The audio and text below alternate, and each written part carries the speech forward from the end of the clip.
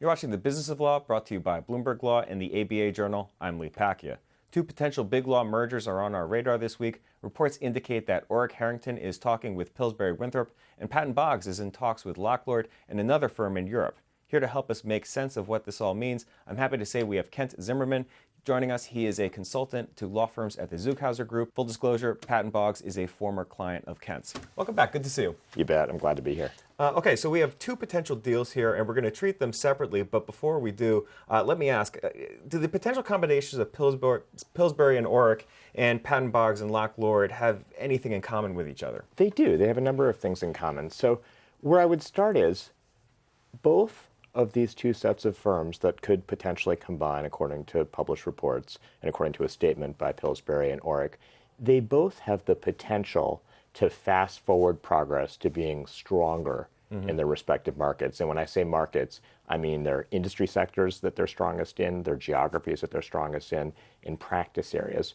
You take a look at Pillsbury and Orrick, they, by doing this deal, leapfrog many, many firms and become a top 10 firm in the U.S. by gross revenues. That's an enormous achievement very quickly. There's been some research that suggests that if you look at brand strength measured by Acritas and others, the number one driver of brand strength is size in terms of gross revenues. So very quickly, those two firms are able to build a far stronger brand than they could apart. Then you look at the other potential deal, the one that's been reported about Patton Boggs potentially combining with Locke Lord.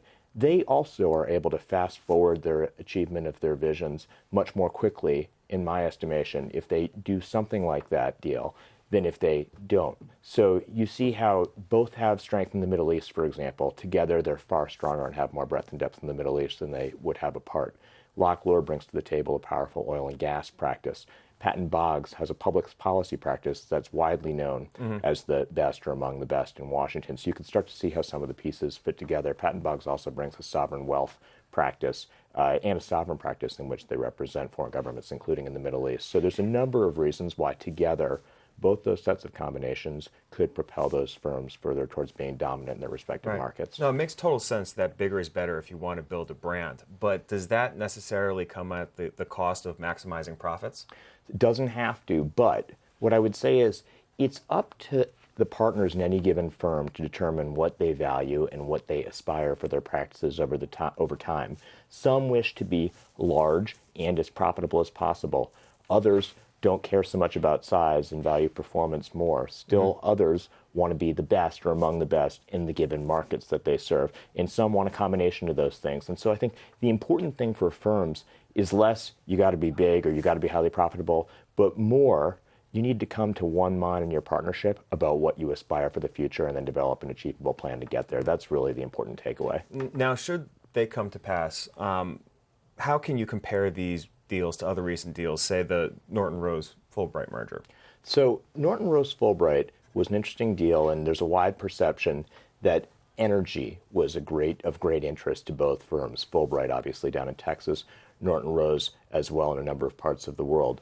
And there was an assessment made by the firms that together they could be more of a go-to firm in energy than they could separately. They could leapfrog many other firms that had similar aspirations.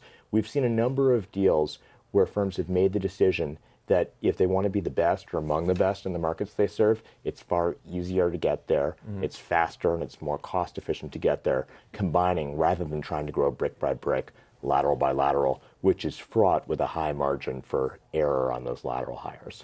All right, so let's deal with each deal in isolation. How do you assess the combination of Pillsbury and Orrick? So Pillsbury and Orrick, the first thing that occurs to me when I heard about this deal, they would be dominant in California. They'd have great breadth and depth in California. And of course, there's other strong firms in California, Latham, Gibson, many others. But Pillsbury and Orrick would quickly become one of the firms that has the greatest breadth and depth in California, which is a highly sought after market, including in Northern California, obviously, for the tech industry. You would have the pricing power potentially shift from where it has been for a long time from clients, and law firms would have a little bit more of that power potentially in a deal with Pillsbury and Orrick. You also have two firms that have energy practices, obviously a white-hot industry right now. Pillsbury brings to the table historic relationships with Chevron and other large traditional energy companies. And then you also have Orrick bring energy strength. You also have Pillsbury with one of the strongest nuclear practices, and there's a wide perception that that's of value, if not now, because nuclear could be hotter, over time. That's the sense. So that's an interesting one. And then I would also say Pillsbury has fabulous lawyers. It's a firm well known for the quality of the legal talent there. And if these firms could pull this deal off and integrate over time, I would say that they both will be far stronger together 5-7 years down the road than they would be separately. Yeah, suffice to say, we'll be talking about a very large firm if it comes to pass. That's right. And on the other side, Patton Boggs and Locke Lord, what would that deal look like at the end of the day? This has the potential to be a blockbuster deal. You've got two firms that have been strengthening themselves over time. You've got the Middle East in play in both firms. Locke Lord has developed a significant Middle East practice with a focus on oil and gas, which is obviously a highly sought after practice, and obviously their focus on oil and gas in their native Texas.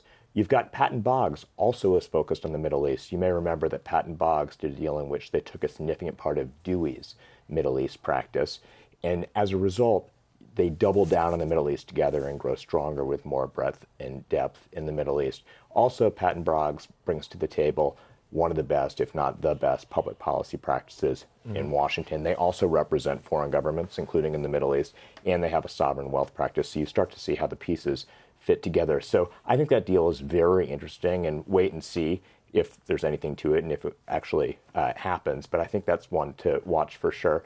What I would say more generally about that deal and some of the other deals is that you start from the sense that most firms of strength or that aspire to be strong in terms of their financial performance, they want to be the best or among the best in certain given areas or markets that they serve. And when I say markets, I define markets broadly to mean either practices, substantive legal practices, industry sectors they serve, or geographies.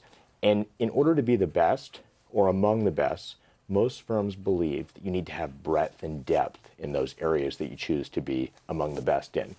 And you could get that breadth and depth by growing organically and adding lateral by lateral, brick by brick, maybe a group here and there.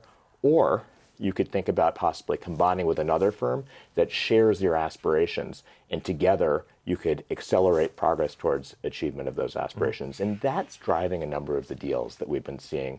Norton Rose is a great example. So is the Patton Boggs Locke Lord deal if that comes to pass, and so is the Pillsbury Orrick deal if that comes to pass. Yeah, you got to wonder how Patton Boggs is approaching this deal. However, they've lost a lot of attorneys over the past 12 months. Are they approaching this potential merger from a position of strength or weakness in your view? So I addressed this question recently in a National Law Journal column that I wrote, and what I said in that column, among other things, is it's hard to know when you see a firm losing lawyers whether those are wanted or unwanted losses.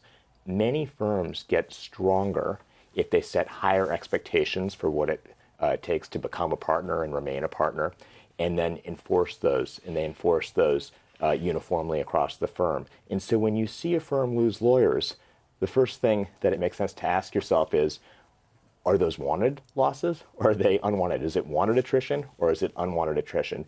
And I think it's fair to say that Patton Boggs, they've gone through a very rigorous strategic planning process over the past 12 to 18 months, and they are a stronger firm now than they were a year ago, and I think they'll be still stronger over time. So from where I sit, Patton Boggs is becoming a stronger firm, and it's frequent that you see generally in the industry some firms shrinking to grow financially stronger.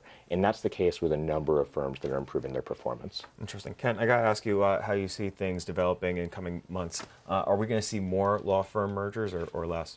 We'll see an acceleration of law firm mergers based on some of the recently announced deals and also some of the pressures in the market. There's an interest by many firms to get bigger, and there's a perception that there are benefits to size.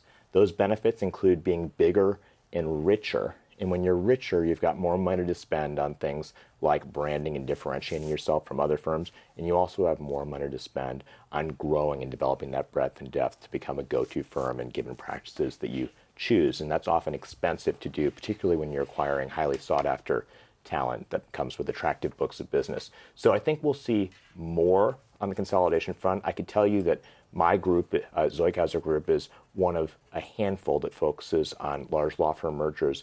And we have been approached by more firms over the past 12 months interested in at least exploring their options and understanding what the merits of potentially combining would be. We've had more of those approaches to us in the last 12 months than we have in over 10 years. So very busy anecdotally from where we sit. And also some of the numbers that we see released on the number of law firms consummated, those are ticking up, although a number of those are small deals, even though we've seen some large ones over the past couple months. Yeah, these are big deals, and it sounds like there are more on the way. Kent, I want There to thank are. you for stopping by today. You bet. Thanks for having me.